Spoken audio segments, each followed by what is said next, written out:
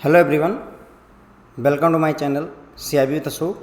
Friends, आज हम ABM के मॉड्यूल डी में चैप्टर नंबर 32 का पार्ट 7 करने वाले हैं। तो फ्रेंड्स, ये चैप्टर है फ्रॉड एंड विजिलेंस के बारे में, और इस लेक्चर में हम देखेंगे कि EWS क्या होता है, RFA क्या होता है। EWS होता है फ्रेंड्स आपका अर्ली वार्निंग सिग्नल, RFA होता है रेड फ्लैग अकाउंट। इसके बारे में जानेंगे और साथ ही साथ में देखेंगे कि कितने अमाउंट का फ्रॉड अगर हो तो उसको किस डिपार्टमेंट के साथ में कंप्लेंट लॉन्च करनी होती है, यानी कौन सा हम लोकल थाने में दर्ज करवाएंगे, कौन सा हम CID के पास ले जाएंगे, कौन सा CBI के पास जाएगा। ये सारी बातें हम इस लेक्चर में जानने वाले हैं।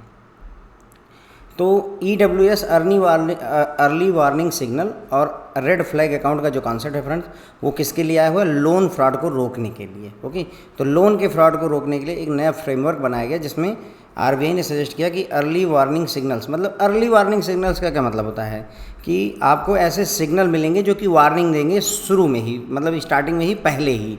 अगर कोई अकाउंट ख़राब होने वाला है तो उसके सिग्नल आपको मिलने लगते हैं कि हाँ, ये अकाउंट मेरा जो है NPA होने वाला है या डूबने वाला है। तो वही है early warning signal. RBI has given illustration about some early warning signals EWS which should alert the bank official about some wrongdoing in loan account and which may turn out to be fraudulent. Indicative list is given as under. तो RBI ने एक illustrative list दे रखी है जिसमें उन्होंने कुछ early warning signals को बता रखा है।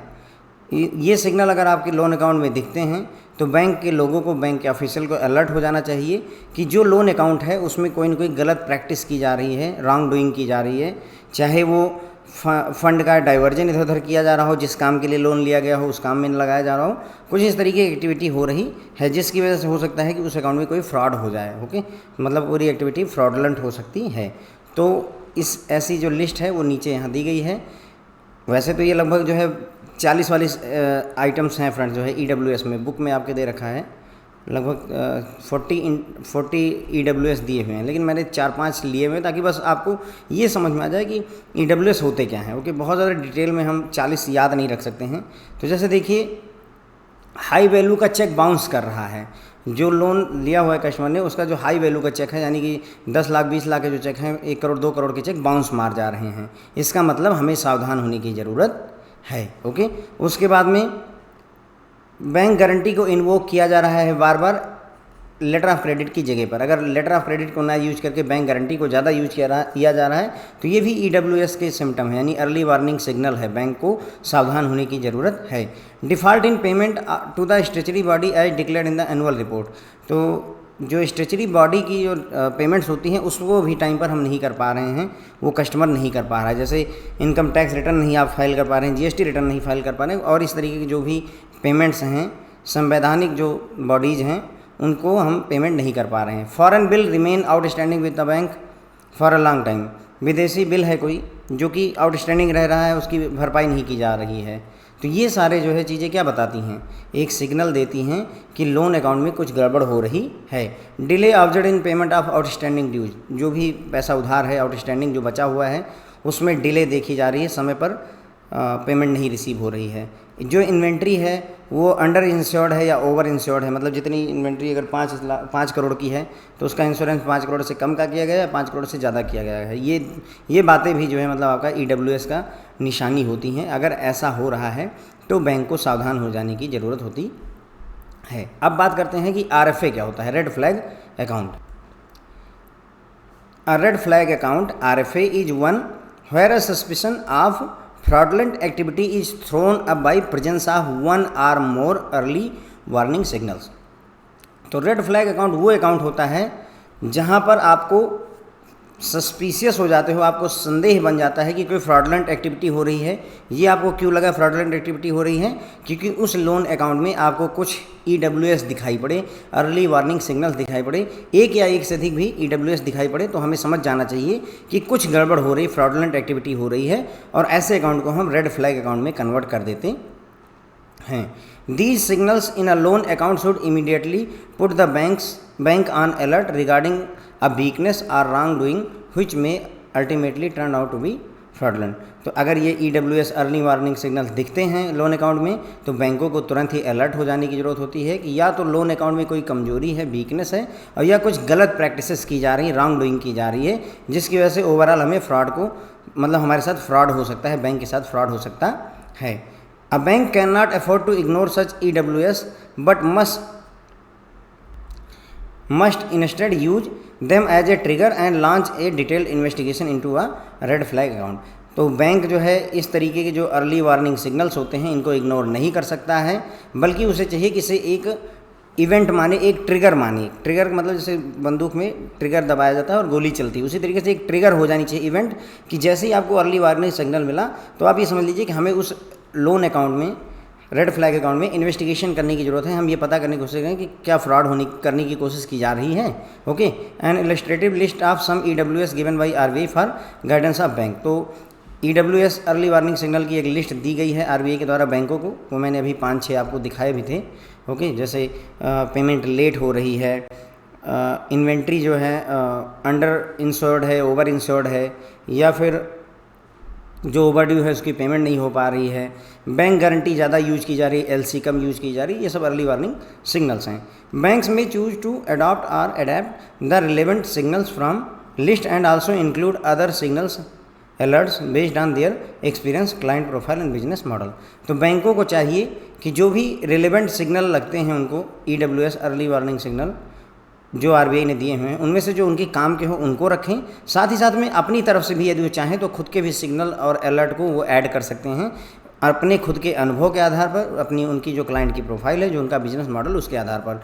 तो मान लो RBI ने 40 की लिस्ट दे रखी है, 40 में से 30 उन्हें अपने रिलेवेंट लगते हैं तो 30 वो कर ले, अपनी तरफ से अगर उनसे 4-5 और बनते हैं तो वो भी बना लें, कोई दिक्कत नहीं है। लेकिन बैंकों को चाहिए कि इन सिग्नल्स को अडॉप्ट कर लें। ओके, इन्हें अपनाया जाना चाहिए, इनके हिसाब से मैनेज किया जाना चाहिए। The EWS so compiled by bank would form the basis for classifying an account as RFA। तो किसी अकाउंट को रेड फ्लैग अकाउंट डिक्लेयर करना है, उसके लिए ये जो अभी हमने अर्ली वार्निंग सिग्नल्स को कंपाइल किया है यही हमारा बेस बनेगा। इसी के आधार पर हम किसी अकाउंट को RFA डिक्लेयर करेंगे। अब थ्रेशोल्ड क्या है? क्या 5,000 रुपये का लोन का अकाउंट है उसे RFA डिक्लेयर कर दोगे, या 5 लाख का है तो डिक्लेयर कर देंगे? तो ध्यान रखिएगा, threshold for EWS and RFA is an exposure of 50 crore or above, यानी 50 करोड़ या ऊपर का लोन हो तभी उसमें अर्ली वार्निंग सिग्नल और रेड फ्लैग अकाउंट में उसको कन्वर्ट किया जा सकता है। और ये 50 crore above irrespective of lending arrangement होता है, चाहे बैंक ने सोलो बैंकिंग खुद ही एक बैंक ने लोन दे रखा है, कई बैंकों ने मिल करके दे रखा है, या कस्टोडियम अरेंजमेंट वगैरह है, हर एक केस को छोड़ करके इररिस्पेक्टिव ऑफ लेंडिंग अरेंजमेंट अगर बैंक का टोटल 50 करोड़ या उससे ऊपर का जो है एक्सपोजर है तो उसमें EWS और RFA जो है कैटेगराइज किया जाना चाहिए, रेड फ्लैग अकाउंट बनना चाहिए। All accounts beyond 50 crore classified as RFA are frauds must also be reported on CRILC data platform together with the date on which the account were classified as such. तो 50 करोड़ और उससे ऊपर के जितने भी जो है आपके रेड फ्लैग अकाउंट या फ्रॉड अकाउंट्स होंगे फ्रेंड्स, उसका डेटा हम CRILC के पास सबमिट करते हैं। CRILC होता है central repository of information on large credit. जो बड़े क्रेडिट होते हैं, बड़े लोन होते हैं, उनके बारे में डेटाबेस होता है CRILC। तो वहाँ पर 50 करोड़ या उससे ऊपर के जितने भी रेड फ्लैग अकाउंट हैं या फ्रॉड अकाउंट हैं उसका डेटा सबमिट किया जाना चाहिए। उसमें डेट भी बताई जानी चाहिए कि किस डेट को हमने इसको RFA रेड फ्लैग अकाउंट में कन्वर्ट किया है। As of now this requirement is in addition to extant requirement of reporting to RBI। तो अभी जो करंट टाइम में सिनारियो है, आपको फ्रॉड अकाउंट की और क्या नाम है RFA अकाउंट की रिपोर्टिंग RBI को तो करनी ही है, उसके अलावा CRILC को भी ये डेटा दिया जाना चाहिए। तो मतलब कहने का सिर्फ CRILC को ही डेटा नहीं दिया जाना है, बल्कि हम fraud account, red flag account की जानकारी RBI को भी रिपोर्ट करेंगे। The modalities for monitoring of loan fraud below 50 crore threshold is left to the description of bank. अब 50 करोड़ से नीचे का अगर फ्रॉड हुआ है तो उसे तो रेड फ्लैग अकाउंट हम बनाएंगे नहीं। तो उस केस में हमें क्या करना है? अगर 50 करोड़ से कम का फ्रॉड हुआ है तो उसकी भी मॉनिटरिंग बैंक को करनी है, लेकिन वो बैंक का खुद का निर्णय होगा कि वो कैसे उसकी मॉनिटरिंग करना चाहता है। However bank shall continue to report all identified accounts of centralized fraud monitoring cell RBI as per the existing cut offs. जबकि बैंक को चाहिए कि जितने भी अकाउंट उन्होंने आइडेंटिफाई किए हैं रेड फ्लैग वगैरह, उसकी रिपोर्टिंग किसको की जानी चाहिए? CFMC Bangalore centralize fraud monitoring cell को की जानी चाहिए as per existing cut off, जो भी पहले से कट ऑफ चला आ रहा है।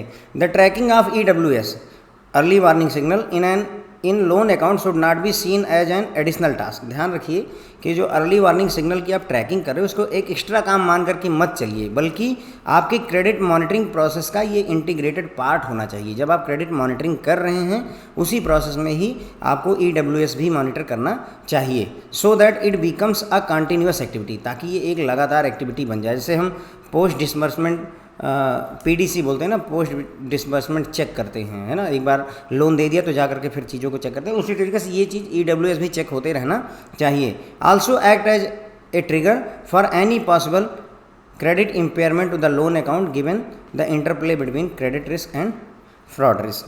देखिए, क्रेडिट रिस्क और फ्रॉड रिस्क आपस में जुड़े हुए हैं, तो ऐसे में अगर किसी तरीके का क्रेडिट से रिलेटेड अगर इशू होगा, क्रेडिट में कोई इशू होगा, तो बदले में वो फ्रॉड की तरफ बढ़ेगा। ओके, तो हमें ज़रूरत है कि हम अर्ली वार्निंग सिग्नल को एडिशनल टास्क ना मानें, बल्कि जो हमारी क्रेडिट मॉनिटरिंग प्रोसेस है उसी का एक हिस्सा मान लें। इन रिस्पेक्ट ऑफ लार्ज अकाउंट, जो बड़े अकाउंट होते हैं उनके लिए it is necessary that bank undertake a detailed study of annual report. उनके लिए ज़रूरी है कि बैंक एक डिटेल में स्टडी करे सालाना रिपोर्ट का as a whole, not merely of financial statement. केवल किसी कंपनी के जिसको आपने बड़े अमाउंट का लोन दे रखा है उसका फाइनेंशियल स्टेटमेंट ही नहीं देखना होता है, बल्कि हमें स्टडी करनी होती है बहुत सारी चीज़ें, जैसे noting particularly the board report, management discussion, analysis statement as also details of related party transaction in notes to account. तो हमें सिर्फ फाइनेंशियल स्टेटमेंट ही नहीं देखना होता है, बल्कि बोर्ड की रिपोर्ट भी देखनी होती है, मैनेजमेंट का डिस्कशन जो हुआ है उसको भी देखना होता है, स्टेटमेंट की जो एनालिसिस है उसको देखना है, रिलेटेड पार्टी के जो ट्रांजेक्शन है इन सबको भी हमें नोट करने की ज़रूरत होती है बड़े अकाउंट में, क्योंकि छोटा अकाउंट नहीं है। आपने किसी को 3000 करोड़ रुपए का लोन अगर दिया हुआ है भाई, तो ये छोटा अकाउंट नहीं है, सब चीज़ें देखनी पड़ेंगी। The officer responsible for operation in the account by whatever designation called should be sensitise to observe and report any manifestation of early warning signal promptly to the fraud monitoring group और any other group constituted by bank for purpose immediately. तो इसके लिए मतलब किसी account का operation जिस भी officer को आपने सौंप रखा है, फॉर एग्जांपल रिलायंस को हमने लोन दे रखा है, तो रिलायंस का जो अकाउंट है उसको कोई एक ऑफिसर अगर देख रहा है, तो वो चाहे जिस डेजिग्नेशन में उसे मतलब नहीं है, उस ऑफिसर को सेंसिटाइज किया जाना चाहिए, उसे समझाया जाना चाहिए कि अगर आपको कहीं पर भी कोई अर्ली वार्निंग सिग्नल दिखते हैं, डेवलप होते हुए दिखते हैं कोई सिग्नल ऐसे, तो तुरंत ही उसके बारे में फ्रॉड मॉनिटरिंग ग्रुप को FMG को इन्फॉर्म करिए। अगर FMG नहीं है, कोई दूसरा ग्रुप बनाया गया है, तो उसको इन्फॉर्म करिए। To ensure that exercise remains meaningful, such officers may be held responsible for non reporting और डिले इन रिपोर्टिंग। तो जो एक्सरसाइज है, हमारा उद्देश्य क्या है एक्सरसाइज ये करने का? हमारा उद्देश्य है कि EWS को अर्ली स्टेज पर पकड़ना, अर्ली वार्निंग सिग्नल को जल्दी से जल्दी पकड़ना। तो ऐसे में इस एक्सरसाइज को मीनिंगफुल बनाए रखने की ज़रूरी है कि अगर जो ऑफिसर आपने अपॉइंट किया है EWS फाइंड आउट करने के लिए, अगर वो नहीं रिपोर्ट करता है, EWS देखता है फिर भी नहीं रिपोर्ट करता या लेट करता है रिपोर्ट करने में, तो उसकी रिस्पॉन्सिबिलिटी फिक्स की जानी चाहिए, उसके ऊपर एक्शन लिए जाने चाहिए, स्टाफ साइड एक्शन वगैरह लिए जाना चाहिए। FMG फ्रॉड मैनेजमेंट जो ग्रुप होता है, ये है यहाँ पर फ्रॉड मॉनिटरिंग जो ग्रुप होता है फ्रेंड्स, या any such designated committee shall classify the account as RFA and the details of RFA account shall be put up to CMD CEO every month. तो फ्रॉड मॉनिटरिंग जो group होता है या कोई और कमेटी इस पर्पज़ के लिए जो बनाई गई है, वही किसी अकाउंट को क्लासीफाई करेगी कि हाँ ये अकाउंट रेड फ्लैग अकाउंट है, और जितने भी अकाउंट हर महीने आपके रेड फ्लैग अकाउंट में कन्वर्ट होते हैं उनकी रिपोर्ट जो है MD और CEO को हर महीने रखी जानी चाहिए। The report on RFA account is put up to special committee of the board for monitoring and follow up of frauds providing a synopsis of remedial action taken together with the current status. तो जो RFA account की report होगी MD and CEO के सामने तो आप रखोगे ही, साथ ही साथ में SCBF के सामने भी रखेंगे। SCBF क्या होता है? Special committee of board, special committee of the board, और फिर ये फ्रॉड, बाकी ये बीच में फॉर मॉनिटरिंग एंड फॉलोअप इसमें बीच में रहेगा। SCBF के सामने भी हम रखेंगे और वहाँ पर हम ये भी बताएंगे कि हमने क्या रिमेडियल एक्शन लिया है इस रेड फ्लैग अकाउंट को बचाने के लिए, और अभी क्या स्टेटस है हमारे इस अकाउंट का, ये सारी जानकारी हम पुट करेंगे। ठीक है, तो मेरे ख्याल से आपको समझ में आ गया होगा कि अर्ली वार्निंग सिग्नल क्या होता है, रेड फ्लैग अकाउंट क्या होता है। तो इसमें हमने देखा फ्रेंड्स कि जो लोन के फ्रॉड होते हैं उनको रोकने के लिए नया फ्रेमवर्क बनाया गया। उसमें दो कॉन्सेप्ट लाए गए, एक EWS और दूसरा FRA। EWS होता है अर्ली वार्निंग सिग्नल और FRA होता है, RFA होता है रेड फ्लैग अकाउंट। ठीक है, तो इन दोनों को लाया गया। तो RFA डिपेंड करता है EWS पर। पहले EWS क्या होता है ये देख लेते हैं। तो अर्ली वार्निंग सिग्नल का मतलब होता है कि अकाउंट में कोई ऐसी गड़बड़ आप नोटिस करते हो जिससे आपको लगता है कि अब ये अकाउंट या तो फ्रॉड की तरफ जा रहा है या फिर ये कमज़ोर पड़ रहा है और हमारे पैसे लौटा नहीं पाएगा, तो उसे ही अर्ली वार्निंग सिग्नल बोलते हैं। तो इसके लिए RBI ने एक लिस्ट हमें दे रखी है। ये लिस्ट है, बहुत बड़ी लिस्ट है, इसमें से हम 4-5 ही कवर कर रहे हैं। और अगर किसी अकाउंट में EWS दिखता है तो उसमें बैंक ऑफिसर को यानी बैंक के कर्मचारियों को अलर्ट हो जाना चाहिए कि या तो इस लोन अकाउंट में कोई गड़बड़ हो रही है, और अगर गड़बड़ हो रही है तो उसकी वजह से हमें हो सकता है हमारे साथ फ्रॉड हो रहा हो। अब क्या क्या चीज़ें हैं जो EWS में आती हैं, तो अर्ली वार्निंग सिग्नल में बड़े अमाउंट का जो चेक है वो बाउंस हो जाना, जो भी स्टेचुरी बॉडी की पेमेंट्स हैं उसमें डिफ़ॉल्ट कर देना, पेमेंट ना कर पाना, फॉरेन बिल का बहुत समय तक पेंडिंग रहना, जो भी आउटस्टैंडिंग ड्यूज हैं उसकी पेमेंट में डिले ऑब्जर्व करना, किसी कस्टमर का, किसी क्लाइंट का, किसी वेंडर का पेमेंट नहीं आप कर पा रहे हैं, वो भी आपका एक अर्ली वार्निंग सिग्नल ही है। बैंक गारंटी का ज़्यादा यूज करना और LC को नहीं इन्वॉल्व करना, जो इन्वेंट्री है, जो भी गुड्स आपके पास में स्टोर रखे हुए हैं उसको अंडर इंश्योर करवाना या ओवर इंश्योर करवाना, तो ये सभी अर्ली वार्निंग सिग्नल के लक्षण होते हैं। फिर आती है बात रेड फ्लैग अकाउंट के। तो 50 करोड़ एंड उससे ऊपर वाले जो अकाउंट्स होते हैं फ्रेंड लोन के, उनको हम रेड फ्लैग अकाउंट में कन्वर्ट करते हैं। रेड फ्लैग अकाउंट में कब कन्वर्ट करते हैं, तो रेड फ्लैग अकाउंट वो अकाउंट होता है जहां पर फ्रॉडलेंट एक्टिविटी का सस्पिशन हो, आपको संदेह हो कि यहाँ पर कुछ फ्रॉड की एक्टिविटी हो रही है। और ये कैसे कंफर्म होता है, वो हमें पता चलता है जब उस लोन अकाउंट में एक या एक से ज़्यादा अर्ली वार्निंग सिग्नल्स EWS हमें दिखाई पड़ जाएं। अगर EWS ज़्यादा एक या एक से अधिक दिखाई देते हैं, इसका मतलब उस अकाउंट में कुछ फ्रॉडलेंट एक्टिविटी हो रही है। ऐसे में हमें उसकी जांच करने की भी ज़रूरत होती है। The signal in a loan account should immediately put the bank on alert regarding weakness or wrongdoing which may ultimately turn out to be fraudulent. तो अगर ऐसे सिग्नल्स अर्ली वार्निंग सिग्नल्स दिखते हैं लोन अकाउंट के, तो हमें तुरंत ही इसके रिगार्डिंग बैंक को अलर्ट हो जाना चाहिए कि या तो लोन अकाउंट में कोई कमजोरी आ रही, वीकनेस आ रही है, या तो कुछ गलत किया जा रहा है जिसकी वजह से हमारे साथ फ्रॉड हो सकता है, बैंक के साथ फ्रॉड हो जाएगा। ओके, उसके बाद में बैंक इस तरीके के जो अर्ली वार्निंग सिग्नल्स होते हैं इनको इग्नोर नहीं कर सकता है, बल्कि उसे डिटेल इन्वेस्टिगेशन लॉन्च कर देनी चाहिए रेड फ्लैग अकाउंट की। अर्ली वार्निंग सिग्नल की इलस्ट्रेटेड लिस्ट जो है रिजर्व बैंक ऑफ इंडिया द्वारा बैंकों को दी गई है। 5-6 अभी हमने देखे ही थे। बैंकों को चाहिए कि इस लिस्ट को अडॉप्ट कर लें, ठीक है, और साथ ही साथ में जो इसमें से रिलेवेंट लगें, जो रिलेवेंट सिग्नल्स हैं उनको अडॉप्ट कर लें बैंकों को चाहिए। और अगर अपनी तरफ से भी कुछ अलर्ट से सिग्नल बनाते हैं, आपको लगता है अपने अनुभव के आधार पर कि नहीं हमें लगता है ऐसे अकाउंट भी फ्रॉड में जाते हैं, तो उसको भी ऐड कर लीजिए। और इस तरीके से जो अर्ली वार्निंग सिग्नल बनाएंगे आप, कंपाइल करेंगे, वही आपका बेसिस बनेगा, आधार बनेगा किसके लिए, किसी भी अकाउंट को RFA क्लासीफाई करने के लिए। किसी अकाउंट को RFA डिक्लेयर करना है या नहीं करना है, उसके लिए यही जो अर्ली वार्निंग सिग्नल की जो लिस्ट है उसी के आधार पर तय किया जाएगा। किसी भी अकाउंट को रेड फ्लैग अकाउंट बनाने के लिए 50 करोड़ या उससे ऊपर का एक्सपोजर बैंक का होना चाहिए, यानी बैंक ने 50 करोड़ या उससे अधिक का लोन दे रखा हो, ये ज़रूरी होता है। उसके बाद में जो लोन दिया गया है वो किस अरेंजमेंट में दिया गया है, अकेले बैंक ने दिया है, कई बैंकों ने मिलकर दिया, इससे मतलब नहीं होता है। ओवरऑल एक बैंक का एक्सपोजर अगर 50 करोड़ या उससे ऊपर है तो उसे रेड फ्लैग अकाउंट में डिक्लेयर किया जा सकता है अगर उसमें कुछ फ्रॉड वगैरह हो। उसके बाद में 50 करोड़ या उससे ऊपर के जितने भी अकाउंट अगर रेड फ्लैग अकाउंट की कैटेगरी में या फ्रॉड की कैटेगरी में जाते हैं तो उसकी reporting reserve bank of India को भी करनी है। साथ ही साथ में CRILC डेटा प्लेटफॉर्म यानी CRILC प्लेटफॉर्म को भी, central repository for information on large credit, इस जो है मतलब पोर्टल पर भी डेटा जाना चाहिए। तो RBI को भी हम रिपोर्ट करेंगे, साथ ही साथ CRILC को भी हम रिपोर्ट करते हैं जितने भी अकाउंट जो फ्रॉड हैं या रेड फ्लैग अकाउंट की कैटेगरी में आ गए, जिनकी एक्सपोजर 50 करोड़ या उससे ऊपर है। Modalities of monitoring the loan fraud below 50 crore threshold is left to discussion of bank. अगर 50 करोड़ से कम का लोन अकाउंट है और उसमें फ्रॉड हुआ है तो उसको कैसे हैंडल करना है, मॉनिटरिंग कैसे करनी है, वो बैंक का अपना खुद का निर्णय होता है। उसके लिए आरबीआई कोई गाइडलाइन नहीं दे रहा है। लेकिन बैंक को चाहिए कि जितने भी अकाउंट आइडेंटिफाई किए जाते हैं उन सब की रिपोर्टिंग कहाँ की जानी चाहिए, centralized fraud monitoring cell CFMC जो कि बेंगलोर में है, वहाँ पर की जानी चाहिए। जितने भी अकाउंट आप RFA में कैटेगरी मतलब जो है आइडेंटिफाई करोगे रेड फ्लैग अकाउंट में, उन सब की रिपोर्टिंग हमें CFMC को करनी चाहिए। Tracking of early warning signal,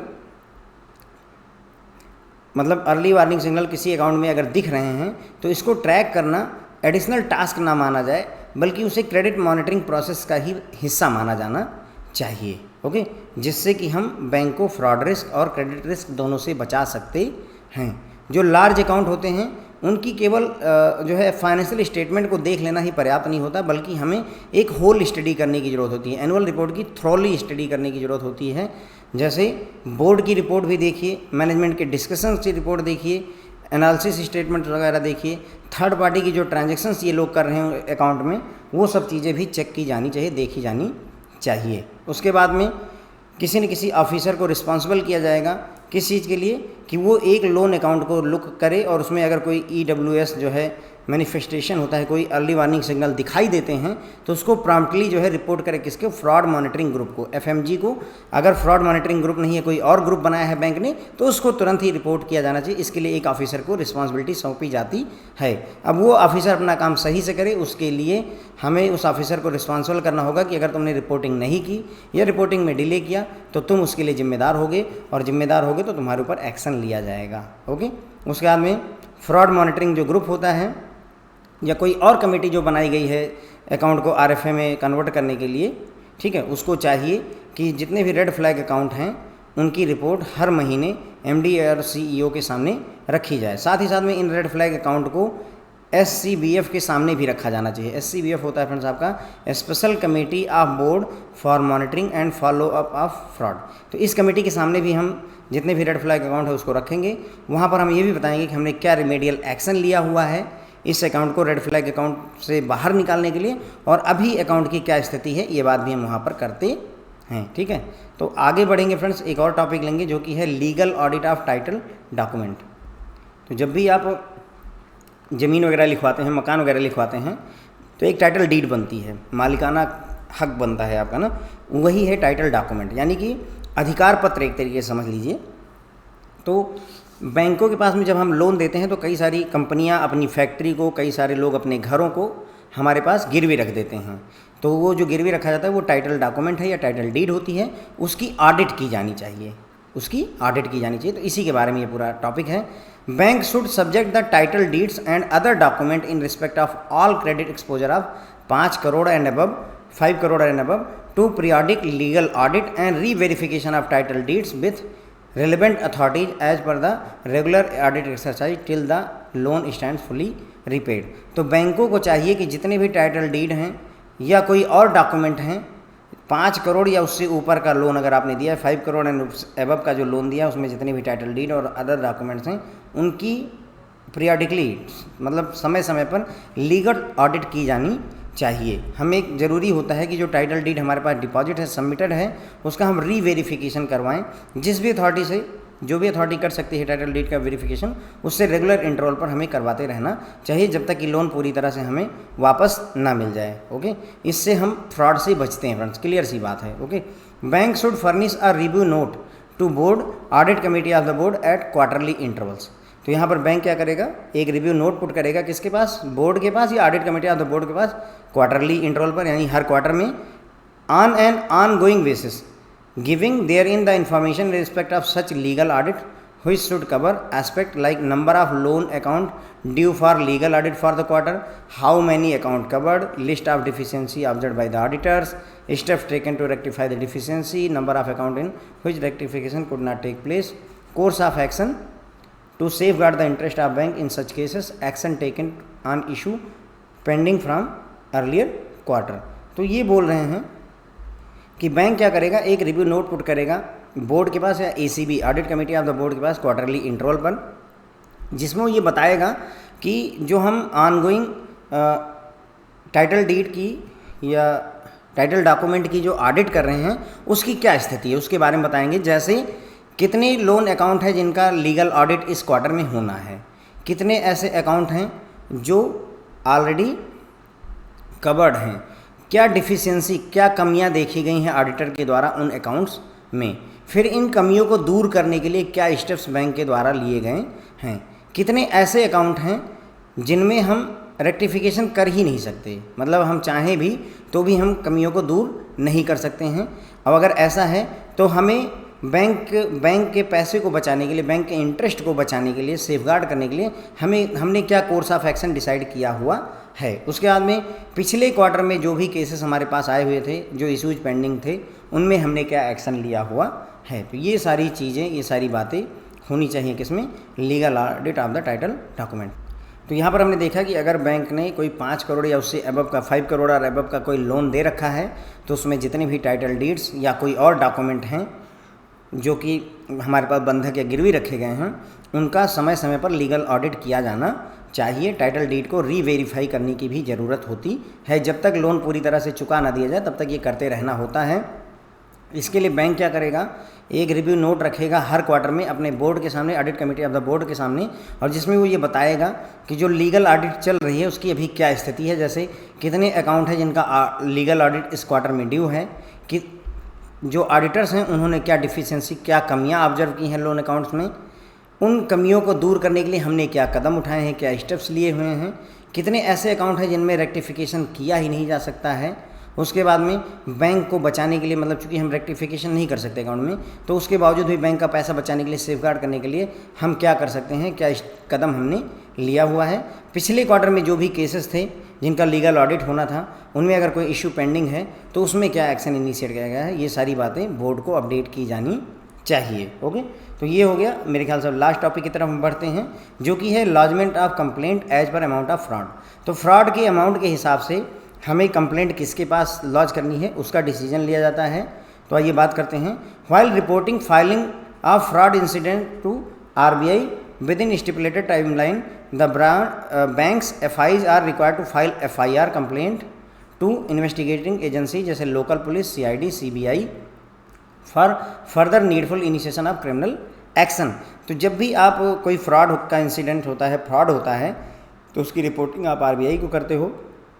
RBI को तो करिए ही, साथ में आपको FIR या कंप्लेंट भी करने की ज़रूरत होती है।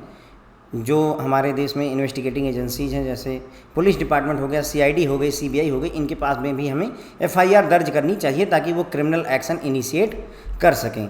अब बात करते हैं कि अगर कोई बैंक प्राइवेट सेक्टर का है या फॉरेन बैंक है तो उनके केस में क्या कहानी रहेगी। तो देखिए, अगर 10,000 रुपये या उससे ऊपर का कोई फ्रॉड होता है, ठीक है, और उसको कमिट किया गया है स्टाफ मेंबर के द्वारा, तो स्टेट पुलिस यानी लोकल थाने में, है ना, लोकल पुलिस स्टेशन में कंप्लेंट की जाती है। 10,000 या उससे ऊपर का जो है फ्रॉड किया गया है स्टाफ मेंबर के द्वारा, तो उसको हम लोकल पुलिस स्टेशन में दर्ज करवाएंगे, स्टेट पुलिस या लोकल पुलिस स्टेशन। अगर 1 लाख या उससे ऊपर का फ्रॉड हुआ है लेकिन इसे किसी बाहरी व्यक्ति ने कमिट किया है, खुद या किसी स्टाफ मेंबर की सहायता से किया हुआ है, तो उसे हम स्टेट पुलिस यानी लोकल पुलिस स्टेशन में हम FIR दर्ज करेंगे। थोड़ा सा यहाँ डिफरेंस मैं समझाता हूँ। देखिए, अगर स्टाफ ने गलती करी है तो केवल मान लो 20,000 रुपये का कोई फ्रॉड हुआ तो आप उसकी रिपोर्टिंग कर देंगे, लेकिन किसी बाहरी व्यक्ति ने सोचो कि 90,000 रुपये का फ्रॉड कर दिया तो उसकी रिपोर्टिंग नहीं करते हैं। समझिए इस बात को, ये दोनों लाइनों का मतलब यहाँ पर यही है। अगर स्टाफ मेंबर इन्वॉल्व है तो भैया 10,000 से ऊपर का भी फ्रॉड किया है तुमने, 10,000 या उससे ऊपर का फ्रॉड किया है, तो हम तुरंत FIR कर देंगे पुलिस के पास जाकर के, स्टेट पुलिस के पास जाकर के FIR कर देंगे थाने में, स्टाफ मेंबर अगर इन्वॉल्व है। लेकिन स्टाफ नहीं इन्वॉल्व है, कोई बाहरी व्यक्ति है, उसने हमारे साथ फ्रॉड कर दिया है, तो उस केस में 10, 20,000, 50,000, 60,000, 90,000 कोई मतलब नहीं है। 1 लाख या उससे ऊपर का फ्रॉड अगर हुआ है तब हम जाकर के उसका केस दर्ज करवाते हैं। अब वो चाहे किसी बाहरी ने किया है या बाहरी व्यक्ति ने बैंक के स्टाफ के साथ मिल करके किया है, अकेले स्टाफ जिम्मेदार नहीं है। ओके, अगर 1 करोड़ या उससे ऊपर का फ्रॉड हुआ है तो उस केस में स्टेट पुलिस के पास तो आप जो है FIR करवाओगे ही, साथ में आपको इसे serious fraud investigation office SFIO, serious fraud investigation office को भी रिपोर्ट करना होगा, जो कि आता है मिनिस्ट्री ऑफ कॉरपोरेट अफेयर्स के अंतर्गत। 1 करोड़ या उससे ऊपर का अगर फ्रॉड होता है तो उस केस में हम स्टेट पुलिस को भी FIR दर्ज करवाएंगे और साथ ही साथ में इसकी रिपोर्टिंग हम SFIO serious fraud investigation office में भी करवाया जाता है। Details of the fraud are to be reported to the SFIO in fraud monitoring return format. तो FMR का जो फॉर्मेट होता है उस फॉर्मेट को भर करके SFIO serious fraud investigation office को भेज दिया जाना चाहिए। तो मेरे ख्याल से ये आपके क्लियर हो गया होगा कि अगर प्राइवेट बैंक है या फॉरेन बैंक है, 10,000 या उससे ऊपर का फ्रॉड हुआ है, स्टाफ मेंबर की वजह से हुआ है, स्टाफ मेंबर ने किया है, तो तुरंत ही स्टेट पुलिस के पास चले जाइए, यानी लोकल थाने में FIR कर दीजिए। अगर किसी बाहरी व्यक्ति ने हमारे साथ फ्रॉड किया है तब 10,000 का नहीं लेंगे, फिर 1 लाख या उससे ऊपर का फ्रॉड करेगा तब हम पुलिस डिपार्टमेंट के पास जाएंगे। यानी कोई बाहरी व्यक्ति यदि 90,000 रुपये तक का फ्रॉड करता है तो उस केस में पुलिस केस FIR वगैरह नहीं बनती है। ओके, उसके बाद में लेकिन ये फ्रॉड किसी बाहरी व्यक्ति के द्वारा या किसी बाहरी व्यक्ति के द्वारा बैंक के स्टाफ के साथ मिलकर किया जाना चाहिए। तब 1 करोड़ या उससे ऊपर का अगर फ्रॉड होता है तो उस केस में स्टेट पुलिस के पास तो आप FIR करोगे ही करोगे, साथ ही साथ में इसकी जो रिपोर्टिंग है वो SFIO को भी करेंगे आप, जिसे बोलते हैं सीरियस फ्रॉड इन्वेस्टिगेशन ऑफिस। ये मिनिस्ट्री ऑफ कॉरपोरेट अफेयर के अंतर्गत आता है। आगे बढ़ते हैं, पब्लिक सेक्टर बैंक की बात करेंगे तो यहाँ थोड़ा ज़्यादा बड़े लेवल पर बातें होती हैं। पब्लिक सेक्टर बैंक में अगर 10,000 रुपये का फ्रॉड हुआ है लेकिन 1 लाख से कम का है, 10,000 से ऊपर का है लेकिन 1 लाख से कम का अगर फ्रॉड हुआ है और इसे स्टाफ मेंबर द्वारा कमिट किया गया है तो वही स्टेट पुलिस या लोकल पुलिस स्टेशन में आप जो है FIR दर्ज करवा देंगे। 10,000 से ऊपर और 1 लाख रुपए के नीचे तक का स्टाफ के द्वारा अगर किया गया है। फिर आता है अगर 1 लाख रुपए या उससे ऊपर का लेकिन 3 करोड़ से नीचे का अगर जो है फ्रॉड किया गया है, लेकिन ये बाहरी द्वारा किया जाना चाहिए या बाहरी व्यक्ति द्वारा स्टाफ के साथ मिलकर किया जाना चाहिए, तो उस केस में हम 1 लाख या उससे ऊपर का जो FIR होगा, मतलब केस होगा, फ्रॉड होगा, तभी हम FIR करेंगे। ये भी वैसा ही केस है, आप याद करिए पिछले वाले केस की तरह ही है। 10,000 रुपये या उससे एबव का, 10,000 से ज़्यादा का अगर आपने फ्रॉड किया है, स्टाफ मेंबर द्वारा किया गया है, तो तुरंत ही FIR हो जाएगी लोकल थाने में। लेकिन यदि बाहरी व्यक्ति की वजह से फ्रॉड हुआ है तो उस केस में 1 लाख या उससे ऊपर का फ्रॉड होगा तो हम जो है उसको कहाँ रिपोर्ट करेंगे? स्टेट के CID को या economic offence wing of state concern, जिस भी राज्य में ये हुआ है उसके CID के पास या इकोनॉमिक ऑफेंस विंग के पास में हम रिपोर्टिंग इसकी करते हैं। और ये जो कंप्लेंट है वो लॉज की जाएगी regional head of concern bank, जो भी बैंक का रीजनल हेड होगा उसके द्वारा ये कंप्लेंट लॉज की जाएगी, FIR लॉज की जाएगी। फिर बात आती है 3 करोड़ से ऊपर। जैसे ही केस 3 करोड़ से ऊपर चला गया फ्रेंड्स, वो CBI के पास चला जाता है। कितना? 3 करोड़। 3 करोड़ तक, 3 करोड़ से नीचे, 3 करोड़ से नीचे ये जो है मतलब वहीं CID और दया वया के पास ठहरता रहता है, इकोनॉमिक ऑफेंस विंग के पास जाता है। लेकिन यदि 3 करोड़ से ऊपर का फ्रॉड हो गया और 25 करोड़ तक का फ्रॉड है, ये पिछले लेक्चर में भी हम डिस्कस कर चुके हैं कि 3 करोड़ या उससे ऊपर का और 25 करोड़ तक का फ्रॉड है तो वो CBI के पास रिपोर्ट होगा। अगर स्टाफ का इन्वॉल्वमेंट एविडेंट है, आपको लगता है कि स्टाफ इन्वॉल्व है, इसका मतलब वो करप्ट हो चुका है, तो ऐसे में एंटी करप्शन ब्रांच CBI के पास रिपोर्ट करेंगे। और अगर स्टाफ का इन्वॉल्वमेंट सर्टेन नहीं हो पाता है, आपको नहीं श्योर है कि स्टाफ इन्वॉल्व है, तो उस केस में economic offence wing of CBI के पास में हम रिपोर्ट करते हैं 3 करोड़ या उससे ऊपर का, लेकिन 25 करोड़ रुपए तक का। अगर 25 करोड़ से ज़्यादा और 50 करोड़ तक का फ्रॉड होता है तो उस केस में चाहे स्टाफ इन्वॉल्व हो चाहे ना हो, उससे मतलब नहीं है, सीधे आप BSFC के पास में रिपोर्ट करेंगे CBI की banking security and fraud cell.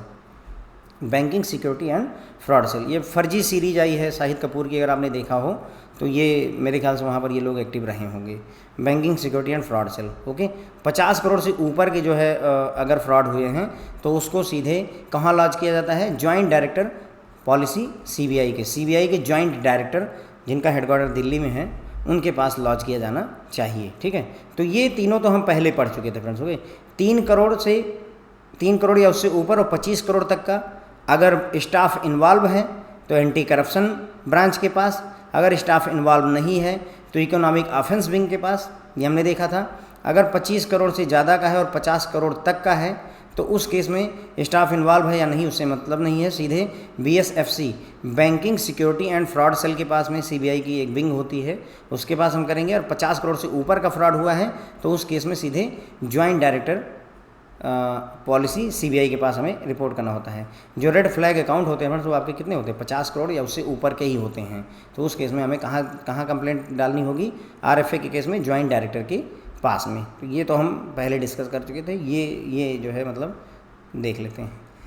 ठीक है, यहाँ पर अगर 10,000 रुपये से ऊपर लेकिन 1 लाख रुपए से नीचे तक का अगर फ्रॉड है, स्टाफ के द्वारा कमिट किया गया है, तो तुरंत ही स्टेट पुलिस के पास में FIR की जाएगी।